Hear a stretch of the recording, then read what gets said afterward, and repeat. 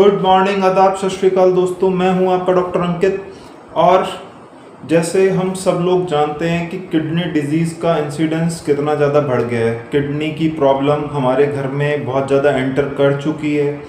और किडनी की प्रॉब्लम ये माने कि जब भी हम अपना टेस्ट कराते हैं, मान लिया बीपी की बीमारी है, शुगर की बीमारी है, या फिर हम बहुत मोटे हैं, या कोई फैमिली हिस्ट्री है और हम अपना रूटीन टेस्ट कराते हैं, या हमें किडनी की प्रॉब्लम डायग्नोस्ड है।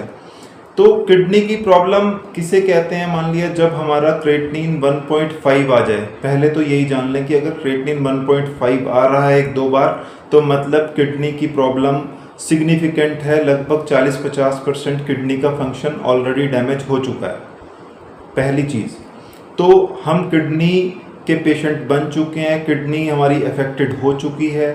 अब हमें बात क्या करनी है कि किडनी के अगर आप पेशेंट हैं, किडनी फेलियर स्टार्ट हो गया है या किडनी फेलियर हो चुका है या क्रेटिनिन 1.5 से ज़्यादा रहने लगा है, तो हमें किन 5 बातों का ध्यान रखना ज़रूरी है। ये 5 काम उन पेशेंट्स को करने बहुत ज़रूरी हैं। वो बात मैं आज डिस्कस करूँगा। और जिसमें से अगर हम बात करें कि सबसे पहला पॉइंट किडनी के पेशेंट को ध्यान रखना है कि उनको नमक कम खाना है, सॉल्ट रिस्ट्रिक्टेड डाइट लेनी है।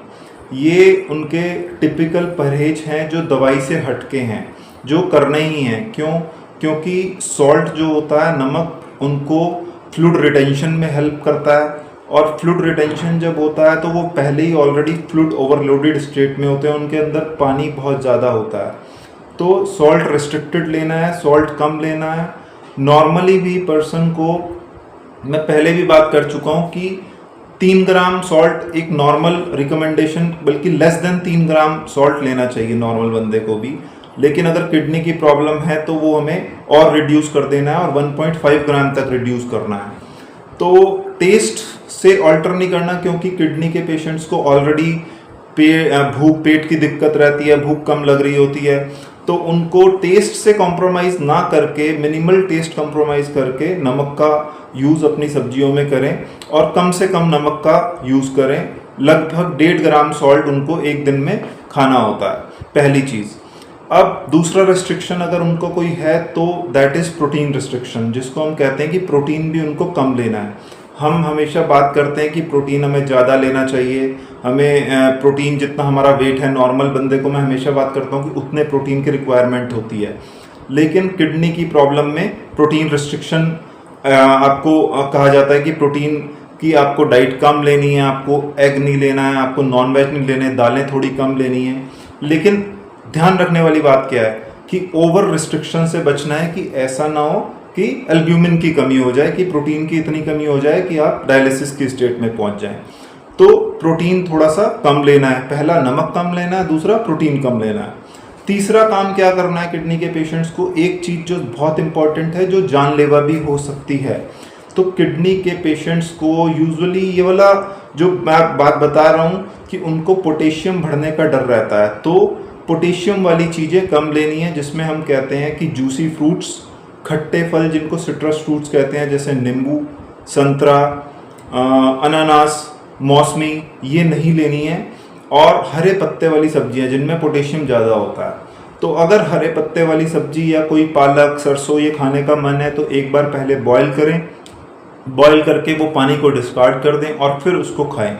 तो तीसरा जो बहुत इंपॉर्टेंट रिस्ट्रिक्शन है, जो परहेज है, वो पोटेशियम का है, या पोटेशियम वाले फूड को उन्हें कम से कम लेना है। क्योंकि स्पेशली जब क्रेटिनिन 2.5-3 से ज़्यादा जाता है, 2.5 और 3 क्रॉस करता है, तो पोटेशियम बढ़ने का रिस्क ज़्यादा हो जाता है। और पोटेशियम बढ़ना इतना डेंजरस है, वो डायरेक्ट हमारे हार्ट पे असर डालता है। तो थर्ड रिस्ट्रिक्शन होता है कि पोटेशियम वाली चीज़ें जो हमें, ऐसे सिट्रस फ्रूट्स हैं, खट्टे फल हैं, वो नहीं लेने, नींबू नहीं लेना और हरे पत्ते वाली सब्जियां नहीं लेनी। फोर्थ परहेज अगर आता है तो वो आता है फोर्थ रिस्ट्रिक्शन, उनको फ्लूइड की रिस्ट्रिक्शन भी रहती है कि अगर वो फ्लूइड ओवरलोडेड स्टेट में है, पैरों में बहुत ज़्यादा सूजन है, फेस पे भी सूजन आ रही है और पानी निकालने वाली दवाई भी चल रही है जिसको हम टॉर्सिमाइड, या कोई भी डायरेटिक चल रहा है जिससे आप फ्लूइड को निकाल रहे हैं, फिर भी फ्लूइड ओवरलोडेड है। मतलब फ्लूइड ओवरलोडेड का सबसे ज़्यादा क्या पता चलता है, 2 सिम्टम आते हैं, या तो पेशेंट्स को सांस फूलने लगता है और बहुत ज़्यादा सूजन आई हुई होती है बॉडी पे, तो उनको फ्लूइड रिस्ट्रिक्शन के लिए भी कहते हैं। तो फ्लूइड रिस्ट्रिक्शन का सिंपल सा एक कैलकुलेशन है कि जितना उनको यूरिन आ रहा होता है, जितना आउटपुट हो रहा होता है, उतना उनको फ्लूइड अलाउड होता है। अगर वो दिन में 1 लीटर यूरिन कर रहे हैं तो उनको 1 लीटर फ्लूइड अलाउ कर देते हैं। तो ओवर फ्लूइड भी नहीं लेना अगर आपका यूरिन आउटपुट रिड्यूस हो रहा है तो।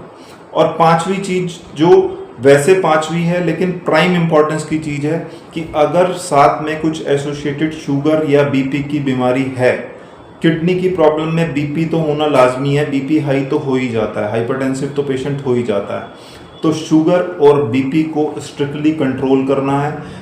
जो 5वां पॉइंट मैं बता रहा हूँ, लेकिन ये सबसे ज़्यादा प्राइम इंपॉर्टेंस है। चीज़ें तो और भी हैं, क्योंकि किडनी के पेशेंट्स में हीमोग्लोबिन भी डाउन होता है, कैल्शियम भी डाउन होता है, लेकिन साथ में ये 4 रेस्ट्रिक्शन और 5वां पॉइंट शुगर और ब्लड प्रेशर को कंट्रोल करना मत भूलें।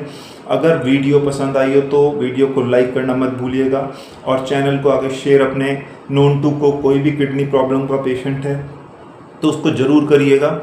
तब तक के लिए अपना ध्यान रखिए। Take care, bye bye.